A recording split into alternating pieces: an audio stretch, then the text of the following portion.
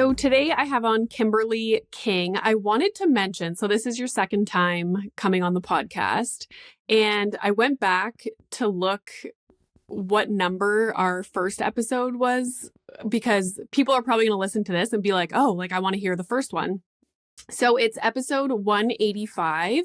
And in that one, we were talking about your book called I Said No, which we have here, which all these things and like just your new book that we're going to talk about today. I went through it this morning and I'm just like, wow, every parent needs to have these books. They are so helpful. And it's a topic that people are kind of uncomfortable to talk about.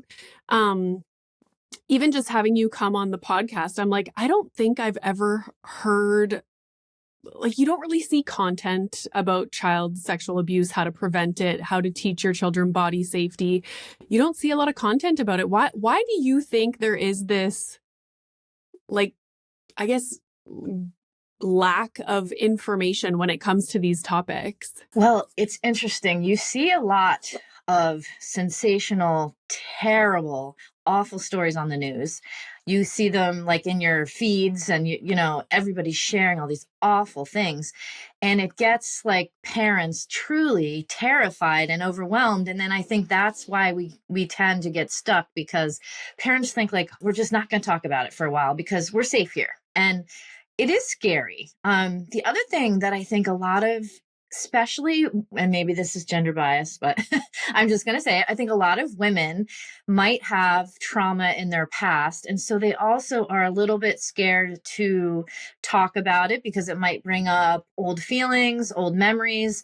And they're also worried, like, am I going to have to explain my trauma to my child eventually? And am I going to do this right? Because nobody helped me with this. I'm a good example of that because nobody told me anything about sex education, about prevention. And I went off to college completely ill-equipped. And I argue that that's very, very dangerous. So yeah, there are many reasons why people don't talk about it. And so I guess my point is that parents, teachers, and anyone who cares for adults, they have so much potential to protect and prevent that I just want to like shake people and go, come on, you can do it just with a few simple steps. Yeah. And so last time we spoke, Milo was a lot younger. Mm-hmm. And I remember doing things when he was younger, you know, like using the proper terms for, you know, like penis, vagina, those things when he was younger. But now that he's 5, what you said really makes sense. Like parents are nervous because now Milo, he's with it. Like he gets it. He's going to ask questions.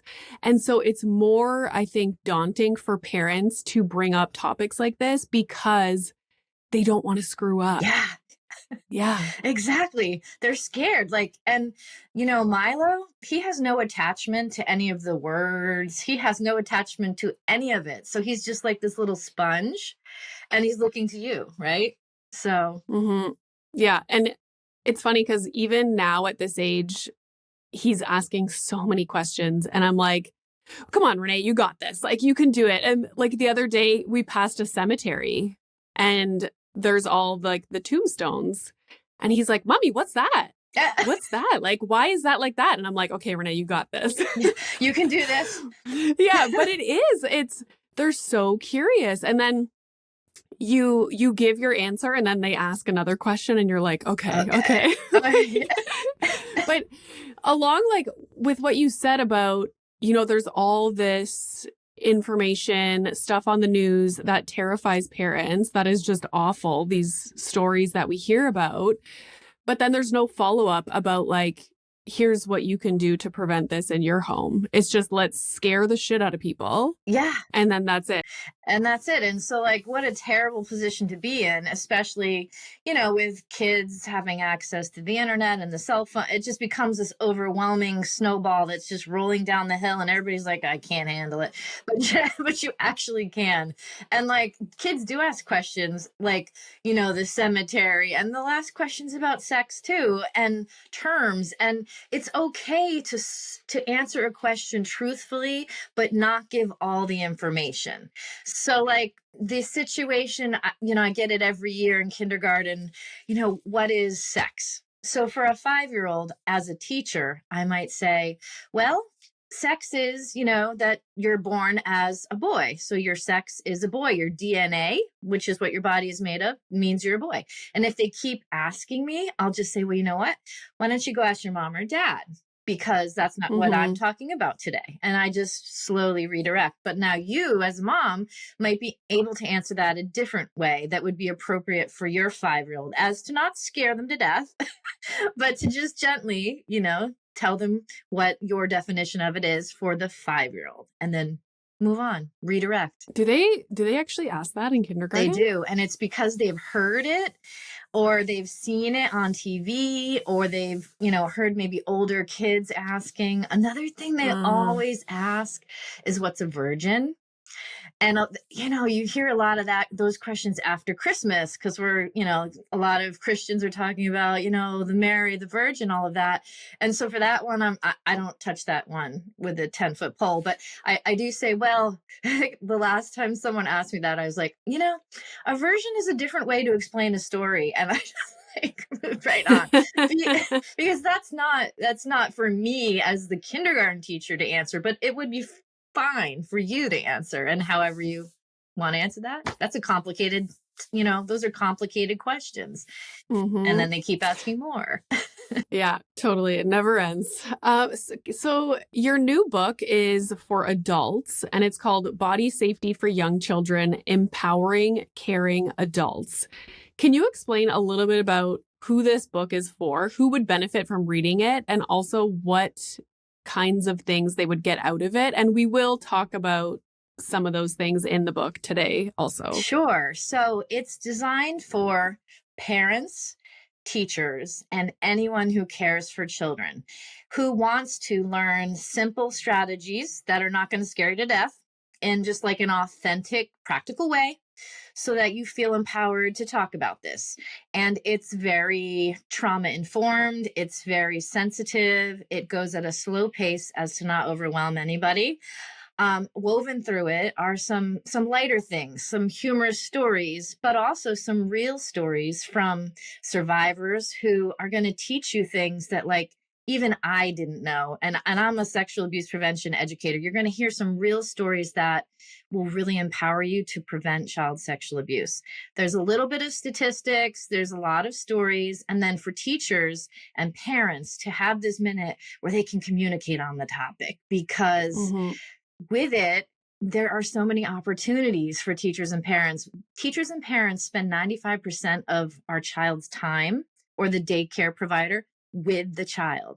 So if everybody is literally on the same page, the ability to protect your child multiplies and multiplies, and you create a ripple effect of body safety, which is like my goal. I want everybody to just be okay to talk about this. Just like we talk about, Milo, put on your helmet or buckle up your car seat, or let's talk about body safety. It doesn't have to be so daunting. So that's the purpose.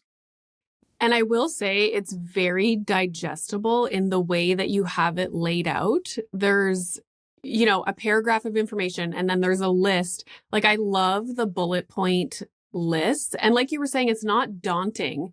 Like, some of these chapters are about improving communication with your child, which I looked at some of the example questions that you could ask after like a play date or something.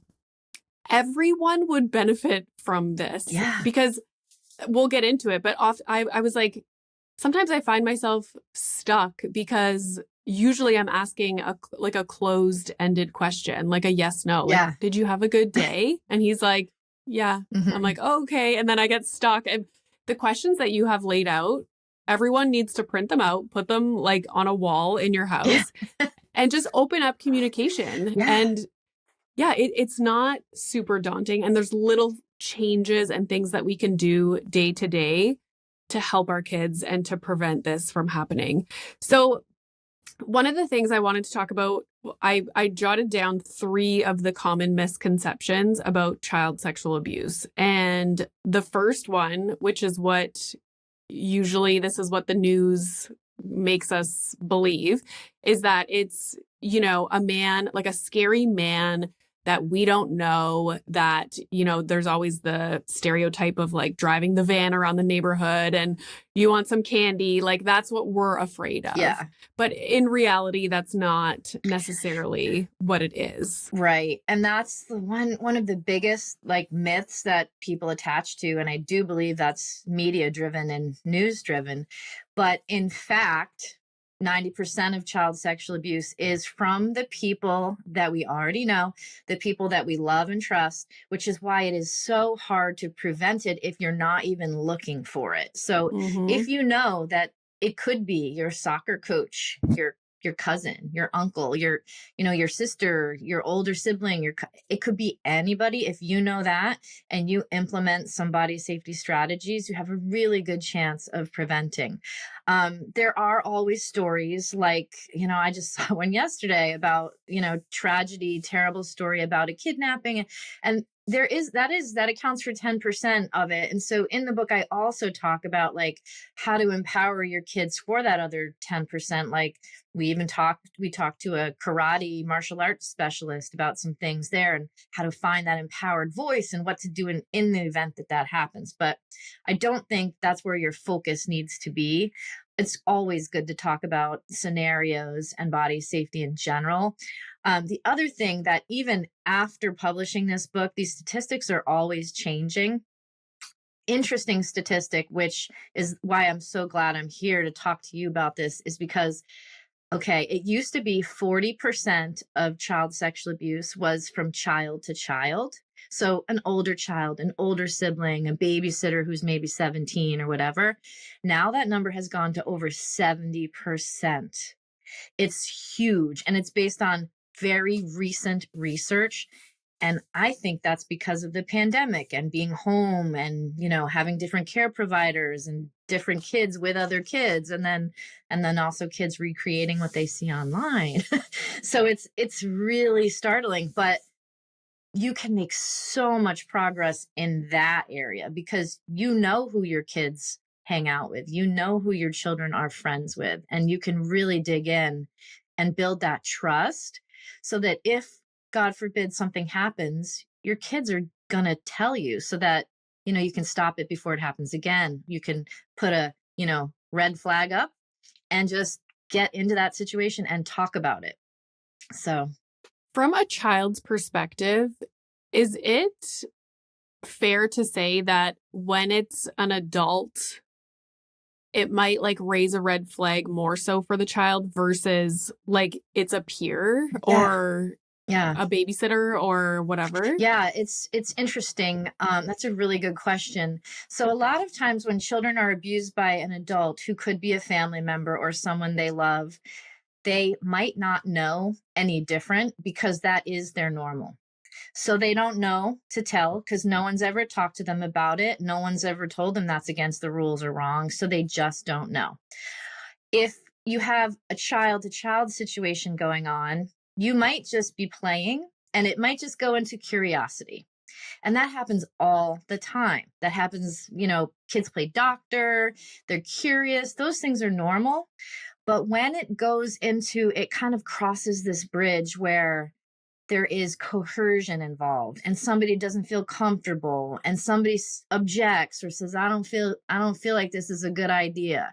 That's when it goes south. And it's hard and confusing for kids to distinguish that, which is why talking about their feelings and being very emotionally like prepared and super well-versed on like identifying when they're not feeling safe, uncomfortable, and like what they do about it, which is all this prep stuff. Like if you have prepped your kids with talking, like, how are you feeling today? Good. That's not enough. So, like what you were saying about those open-ended questions, you can really do so much work here with helping kids learn how to feel feelings, how to develop vocabulary to explain those feelings, and how to communicate with you. So there's so much everyone can do here. So another misconception was that children will tell you if something happens. And I'm assuming that's not that's usually the case. That's definitely not usually the case. unless you have really prepped them with body safety. So based on the research, and this is current research, only 38% of children tell anybody. And it's very difficult for children to tell, especially if it's about somebody they love, because it's so confusing. Like, why would somebody who loves me also hurt me? The other thing that happens is that, especially with adults or like older children, there can be manipulation, threats, and the child starts to blame themselves. And then also they figure if they tell, they could, I don't know, perhaps cause a divorce or put someone in jail, put somebody in jail, and they blame themselves, which is horrible. But that is what an abuser does to keep this person quiet, is manipulate and groom. So it's very tricky. And it's interesting because the average age that somebody actually tends to recall abuse or want to even talk about it is 52. 52? 52 years old. That's the average age where someone recalls a suppressed memory or feels okay enough to share it with somebody. So what do you think is the number one? Because I feel like as parents, you're just like, if anything were to happen to my child, like you want them to come to you. But then when I think about when I was a kid, I didn't really have, I had like a pretty good relationship with my parents to where like I would tell them things, but I feel like that's not the norm. But like, what is the number one thing that parents can do to ensure that their child would come to them, whether it be like a bully at school or child sexual abuse? Is it the open communication? Yeah, I think it is. Building trust with your child from the beginning so that your kids know no matter what they do, you're going to love them and you're going to help them, even if they make a mistake, because kids will make mistakes. They make mistakes. That's how we learn. And so right now, during the time that these kids are growing up, we had better be full of love and support and acceptance and be ready for those mistakes. So that, like, okay, let's just say a mistake is made online. Your child would go, okay, I made a mistake. I know this was bad, but I'm going to go get help because this is over my pay grade. I need mom or I need dad. I need to reach out for help. And then when you are that parent that receives the report from your child that's like, Mom, I sent a picture to somebody that was inappropriate, instead of screaming and freaking out and yelling, and just say, okay, let's talk about it. Let's fix it. I don't like the choice that you made, but we're going to learn from it. It's a teachable moment and we're going to move on. I love you no matter what. And if you keep doing that, the I love you, and being just that full of acceptance, support person for your child, you have a better chance for them to tell you. When I was a kid and we had a thing happen, and it's in the story, a little blip with a babysitter who tried to have us play games with her boobies, and this is just like our regular babysitter who was a female. We instantly told our mother. And the reason why we told is because our mother, the only thing she ever said was, if anybody ever does anything to you that makes you feel worried or unsafe, tell me. That was it. And we told. So are we saying that to our kids? And do we have the support and the judgment-free zone to catch all of those things? And I'm sure parents are worried. Like, let's say your child does something in school, they get sent to the principal's office for whatever. Yeah. Parents are torn between this, wanting to be accepting and like, I love you no matter what, and let's learn from this. But then I'm sure in the back of some parents' minds, they're like, no, like you need to go the other direction for them to learn a lesson and not do it again. Right. Which is not the case, because what are you setting yourself up for in the future? Right. Them just hiding stuff and being afraid to come to you for anything. Yeah, that's such a good point. And what frequently happens. So like in the situation of, sending an inappropriate picture, maybe having a discipline plan or a parenting plan about how to handle online problems ahead of time so that your child knows, well, if I make a mistake, I can tell. I might lose my phone for 2 days, but I can still tell. There's got to be those rules and boundaries. Yes. But if you are one of these people, and it takes time to learn how to not do this, but when you have those feelings, when your child makes a mistake and you find out, it's best to, I think, just sort of pause and have that space for yourself where you can process what's happened before you like rage, before you Yeah. overreact. Like, go take a time out for yourself and just say, okay, let's think for a minute. What really do I need to do? Because your point in being a parent is to protect your child, right? But also raise healthy and happy kids. And you don't want to traumatize your children over making a mistake that many children make. Mm-hmm. Yeah, you almost have to look at the big picture instead of focusing on this one situation. Right. Okay, the next one was sex education is body safety. So my question for you is body safety or any of the things that you talk about in this book, are those taught in school at all?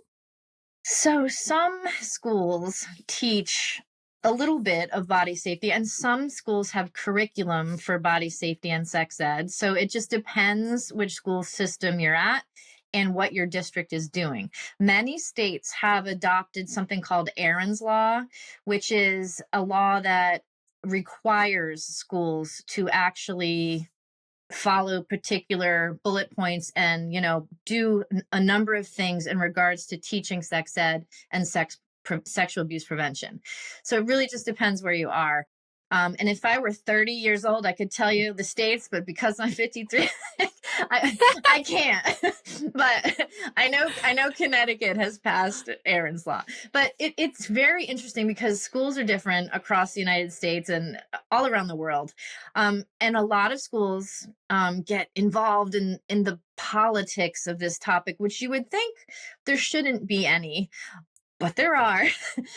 So for me, I like to say that body safety is like the very building block of sex ed, but it has nothing to do with sex whatsoever. It has to do with teaching kids their body parts and the correct terms, and then helping them learn how to express themselves, find help if they need it, and learn about their feelings, to identify if they're feeling unsafe or uncomfortable, and how to like work through problems if they find themselves in a tough situation, developing those thinking skills. And underneath all of that is developing body autonomy so that kids understand that they have rights to their bodies and people just don't get to pull their hair or snap their bra strap or all the things that happened to me in middle school. It's not okay. And so like when kids know that and they have parents as advocates, we have better outcomes. Yeah. I don't remember anything about that when I was going through school. And now when I think about what children, especially like in high school with social media and everyone has a smartphone in their pocket, I would hope that there's some kind of media literacy, like social media, like online safety. But I don't know if that's even a thing in curriculum. It really depends where you are. And if you're a parent, if you don't know, go ask the principal of your school. Do we have anything for like online safety, body safety, sex ed prevent? Do we have anything? And then have a PTA meeting, see what you can bring to your school. A lot of these programs are very affordable and easy to use. So it's not like you have to reinvent the wheel. Mm-hmm. Okay. In your book, you talk about safe adults. And so can you talk a little bit about what that is and also the building of a family safety circle? Safe adults, in my I Said No book, I am in the middle of an edit and I am changing how I label that. So I used to say that safe adults are, green flag people that make you feel safe. And I even gave some examples like a teacher, a nurse, I had all these people that I consider safe adults. And then I realized, right, but I'm also teaching at the same time that a teacher might not be a safe adult. So I'm reframing how I say that. And it's really important. So a safe adult now, in my current definition, is anybody who makes you feel safe, makes you feel comfortable, who you would call in an emergency, who would never ask you to break a body safety rule, and who would never ask you to keep a secret. If a person is doing all of those things and you feel like you trust that person, then that's a safe adult. It's a conversation you want to have with your child, though, because the person you consider safe might not be the person they consider safe. A perfect example of this is while raising my kids, we had this conversation many times, and I would say, well, what about my brother? And they would say, no, he's red flag. And I'm like, why? Well, because he speeds. Oh.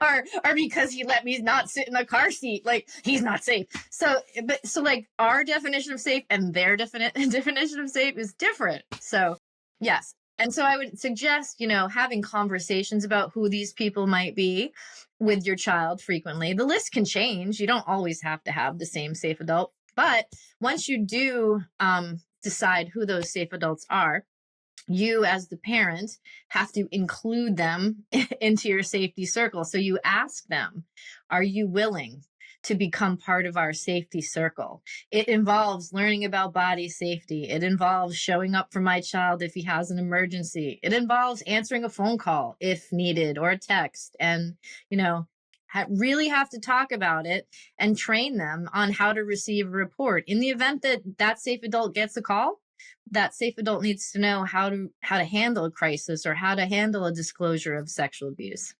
Yeah, I don't like the way my husband drives, so he's a red flag for me. he's a red flag driver right now. He gets a red light. Okay. So one of the things that I loved in the book was when you mentioned having journals in school. And you do this with kids in school, but I was wondering if parents listening could just implement this on their own with their own kids. Can you explain a little bit about how you use that for communication? Yeah. So I love at school to have those old-fashioned little, the marbly journals. And at school, we would do like a daily prompt, like, what was the favorite part of your weekend? Or did you do anything exciting? Did you have a bad experience? Did someone hurt your feelings? Kind of those questions that are open-ended. And then the kids would draw and write, etc. But I would send them home on Fridays with homework, and they would need to do like 2 journal entries. That's a great opportunity for parents to sit down with their kids, engage with their kids, and have a conversation. So if the question might be, was there ever a time you felt unsafe? You can talk about it. You can write about it. You can draw about it. And it just opens up the topic in a different way. It's not like you're saying, so did anybody, was anybody mean to you today? You tell mommy, it's just a different avenue to the information, which I love. Mm-hmm. And then parents can add their own questions, and it's also developing writing skills. The teacher in me, that's one thing I love, is just like watching kids learn how to write, and you get to be a part of that and have communication. So it's a win-win. Mm-hmm. I love that. So most of the listeners of this podcast have young children. So similar to me and my husband, we're like, we need to get a babysitter, like a regular babysitter where if we want to go for dinner, because we've never had that. And I feel like a lot of people are now looking into that because we just went through the pandemic quarantine. Like, we were all just stuck at home. Now people are starting to go out again, or they have been for a while. But walk us through, like, if you're a parent of a young child and you're looking to get a babysitter that you can call up regularly and trust, what are the steps that parents should be taking? Yeah, this is very tricky, and I would advise extreme caution and being very thorough here, because this is the space where we go into some of those myths. So a lot of times people think that women or young girls don't abuse children. That's a myth. They do. And babysitters are usually females or young girls. So just be aware that you might bump into somebody who's not safe. I would start by asking my friends, who do they use? I would go on a website like we have here, cares.com. I would go on there, look at their babysitters, see who has been FBI checked, first aid certified, CPR, all the safety blocks checked. And if you can find somebody who has been FBI checked and had their background checked and it has all those blocks checked, then invite them over for kind of like a trial period where you would stay home and just have that person be like a mother's helper or a father's helper and just observe them with the kids. That's where I would start. Then before I actually left my kids alone with anybody, I would check all of their references, make sure I called every single person they've babysat for, ask questions, and really dig into their background, check in on their social media. I know it sounds a little paranoid, but check on their social media. What are they posting? Are they posting pictures of other children that they babysit for? That's not safe. Are they, always doing risky behavior? You really just have to look. The other thing is interviewing that person and letting them know while you're interviewing them that you're a body safety family and you're going to explain these body safety rules and you're going to tell them all the books you've read and you're going to really stress that you're an empowered body safe family. All of these things together will help you find a safe babysitter. There are plenty of amazing, wonderful babysitters out there. I just happen to know too many stories, so it scares me a little bit. When you do go out for the first time, let's say you go for dinner, one good thing to do is call in and check, say hi to the kids if your kids are old enough. And you can always leave for like a quick errand and then come back and do a pop in. I think that's the best thing, is like having that unexpected pop in so that you can see what's going on when your babysitter thinks nobody's watching. That's really important. And then after the date, when you get back to the kids, do a debrief. not like a FBI with a spotlight or anything, but just be like, so how, what fun things did you do? Can you show mom and dad? Did you make any pictures? Did you paint? What movies did you watch?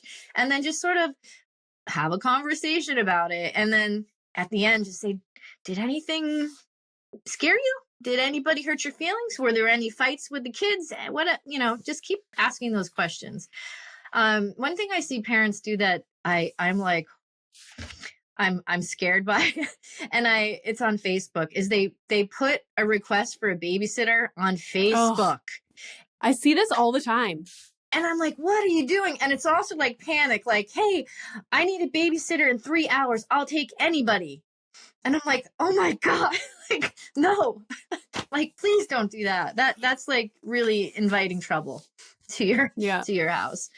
So get Kimberly's book and just put it on the coffee table. Yeah. Just it's a deterrent. I mean, seriously, when people know you're talking about this and you have learned some of these strategies, they're less likely to proceed, because people that abuse children don't want to get caught. And if they even think they're going to get caught, they're going to move on to somebody else. Mm-hmm. So, I mean, sadly, but that's what happens. How important is it for people to know that your child is aware of these things?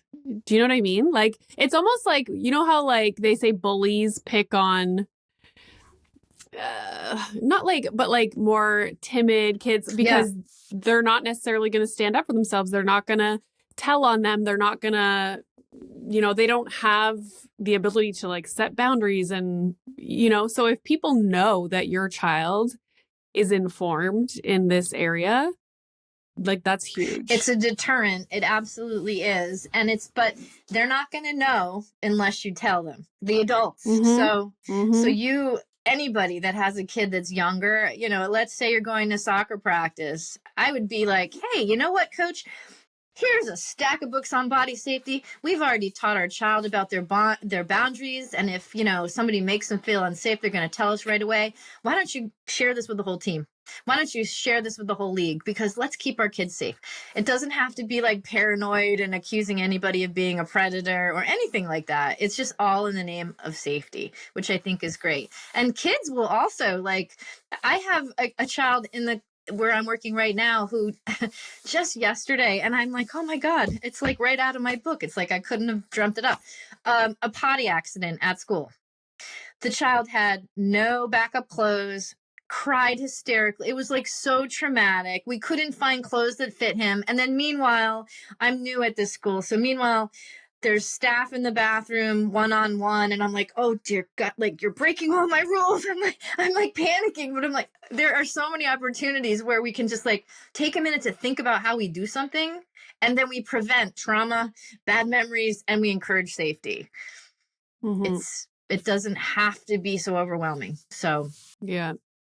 So let's talk a little bit about online safety, and not only from the child's perspective of being online, but also parents. And this is like, I think about this so much now, like parents posting their children, and I have kind of stepped away from that. It's so strange because you start doing it and you like, it like snowballs and you get into this, like it becomes your job and like that's what you do. And I have really been taking a step back and being like, what actually, like, who is seeing this stuff? right. Because now that I have been exposed to kind of the other side of the internet, because social media, it's very easy to think, oh my God, everybody is like so friendly and they love my content and da da da da. But no, like there's actually people that watch my content and then run to Reddit and like shit all over me and make fun of everything. Like now that I am aware that these types of people are seeing my stuff, I'm like, why am I going to share anything about my child like Exactly. online? Exactly. It just blows my mind. It's scary. When you just said that, there is a person on TikTok called the TikTok Advocate. And I was watching one of her videos yesterday, and I hear this, just doing research anyway, but she says that most of the content that predators grab is from just following people who post pictures of children. So you might have 1,000 Facebook followers and you probably don't know all of them. And those people, some of them, they can screenshot anything that you post and use it for, disturbing things. With AI and the use of AI, a person can take your child's face and put it on a disgusting, abusive video and share it. That happens. That is literally happening now. So it's so scary. And I guess, and I shared pictures when my kids were little too. And it's like, you love it. People are like, oh, how cute. And it like validates you and makes you feel like you're doing a good job. And everybody's kids are adorable, but there are people out there that do not have good intentions. And so you have to think about them and your kids, because they can't consent to you sharing their photos when they're 3, 4, 5, they're kids. So do they really want a picture of their naked bottom on the internet for the rest of life? They might not. The other thing where I think we can make a lot of progress here is with our schools, especially like the kindergarten, pre-K. I just saw yesterday one of the schools I taught at, they have the beautiful picture of the fall day and everybody's faces, and it says exactly where they are. And then they have the shirts on there that say, I go to blah, blah, blah daycare. And I'm like, okay, that even feels unsafe to me. I think a good alternative is if you really want to share your photos with your family and your friends, you either clean up your Facebook so that it's only families and friends and it's private, or you share things on Shutterfly or, like one of those private places where you have to have an invitation to accept the photos, and you keep it in that little small space. Mm-hmm. It's hard though. It's so fun to share pictures, but I don't think it's worth it. It is hard, especially because social media is such a part of everyone's life now. Yeah. But it's like with everything that, we start social media, it swings so far this way. And I feel like now people are starting to take a step back and be like, what are we doing? Like, what is this? Yeah, it's like Yeah. Pandora's box. It's been unleashed, and to get control of it again is difficult too. There are tools for parents, though. I mean, like I always recommend the Bark technology, Bark phone. You can. What is that, by the way? So that's a company. Basically, a parent who saw that this was such a problem and designed a phone that would look like a smartphone and act like a smartphone, but was highly monitorable. And it's really interesting how it works. You can let your child have the phone, but you get to see, like, you set the parameters. And if anything comes up that is unsafe, it could be bullying language, it could be self-harm language, it could be abusive, it could be photos. It alerts you and it tells you, like, oh, there was a self-harm message from blah, blah, blah. And if an inappropriate picture comes in, it doesn't let it like gets rid of it, or it tells you that there's something that went out. And it's just a really cool way to monitor your children, but also it brings conversation so that you can go talk. So it sends you a bark, like, something's wrong. And then you go and you talk with your child about what's happening. What's neat about it is you can set the parameters, you can set the controls. So as your child develops and gets older, you can give them more freedom and, more time. You can set time limits. But there's also the reverse side of that. Some people think that when you start to really control what your kids take in, they're going to get sneaky. They're going to go get a different cell phone. They're going to use their friend's cell phone. There's ways around everything. So really the solution to all of this is back to the beginning of just communicating and teaching our kids, boundaries and rules, and just loving them through all of this. I walked into Milo's school a couple weeks ago, and there was like this little kid in the foyer, like the entrance, just sitting on the bench with his laptop open, like doing work. And I was like, it's so scary that kids have laptops and the internet. Like, I understand with cell phones, you can probably put apps on or whatever to block certain things. Like, I'm not sure how it works, but to think just like, the World Wide Web is just right there. Yeah. And like, I know you mentioned in your book, even social media has very inappropriate content on it. It does. Like, it blows my mind that I remember years ago, I posted a TikTok where I was holding up just like cotton black underwear. I was making a joke about like postpartum underwear or something like that. And it got deleted for like violating guidelines. And like some of the things that I see online blows my mind. It's literally like, so even if you think, oh, okay, my child is however old, maybe they can have an Instagram account and I'll monitor it and whatever. There's so much that they shouldn't be seeing on even Instagram, a place that you think like monitors their content. Clearly they do not. Yeah, they really don't do a great job at that. And I think even like places where you don't think of that you have to worry, like YouTube, even you can see things that you can't unsee and your kids can see things and repeat them, which is another reason why I think that number of child to child sexual abuse is going up, because there's nobody stopping your kids from seeing X, and then nobody's talking to them about it. And then they're just going on and doing it over here. And they might not even understand that what they're doing is wrong or criminal or dangerous or whatever. You see these challenges too on like oh my gosh. It's like, oh God, it's hard to be a parent. It really is. And so that's why I think like empowering parenting tools is like where it's at, taking the time to just prepare. It's way harder now to be a parent, I think, than ever before. When do you think children should be able to have a social media account? Like, let's say an Instagram account. Like, what age? Never. No. Sorry.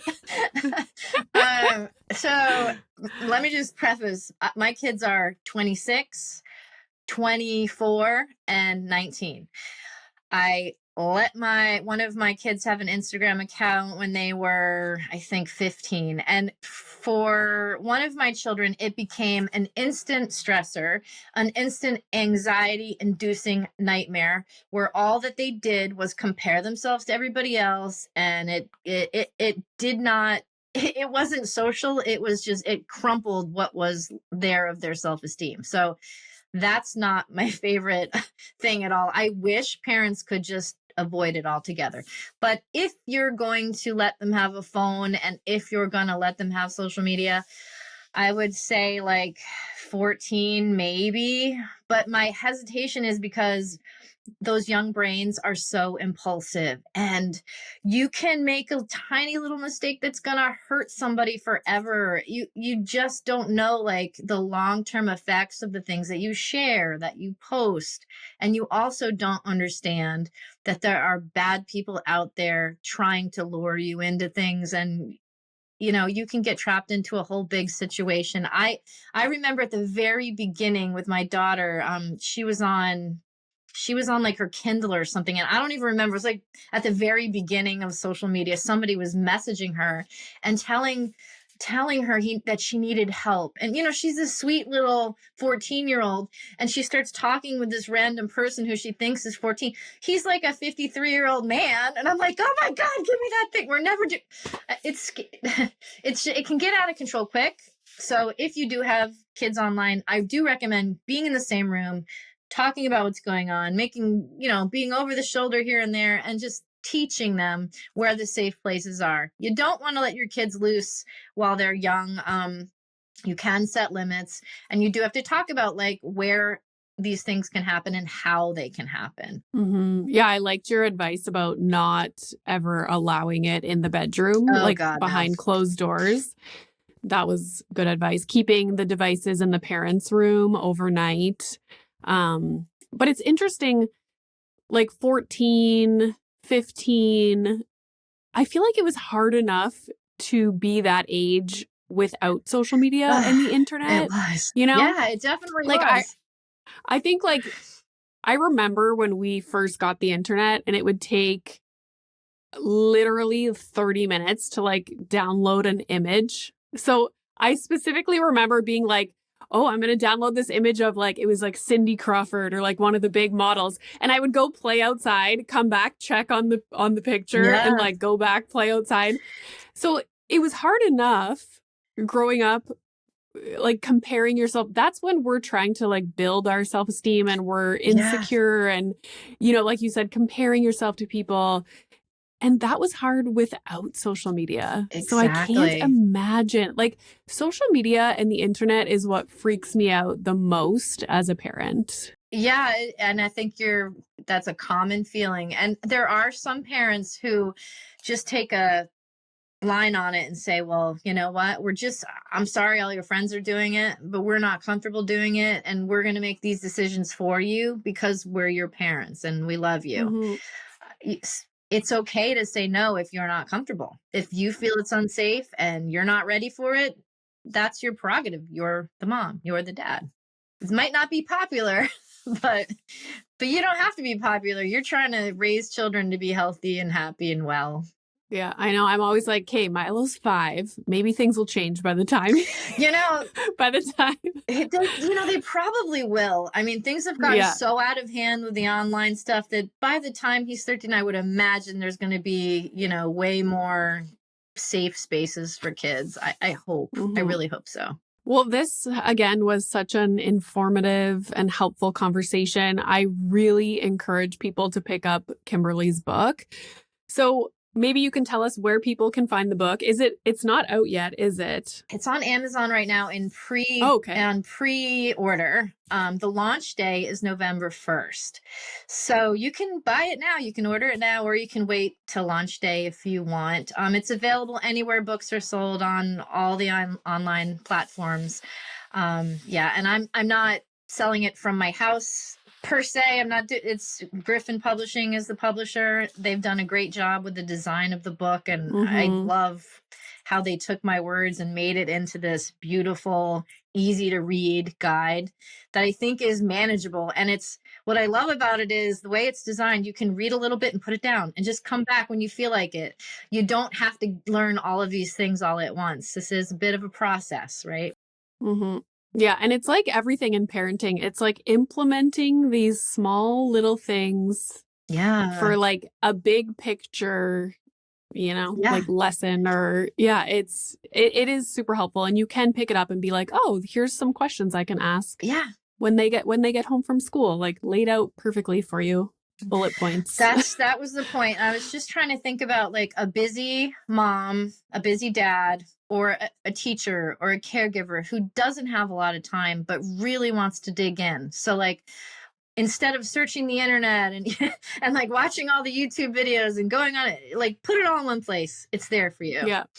And there's resources. We should mention that as well. You list like your favorite books and resources for all these different topics, which is handy as well. I love sharing other like authors and the books that I've used through the years. And then I also have like a comprehensive resource list in the back of all of the sexual abuse prevention organizations and just people that are really experts in specific niche fields. So that's in there as well. And the preface was written by Alexandra Gooch. She's a REINA.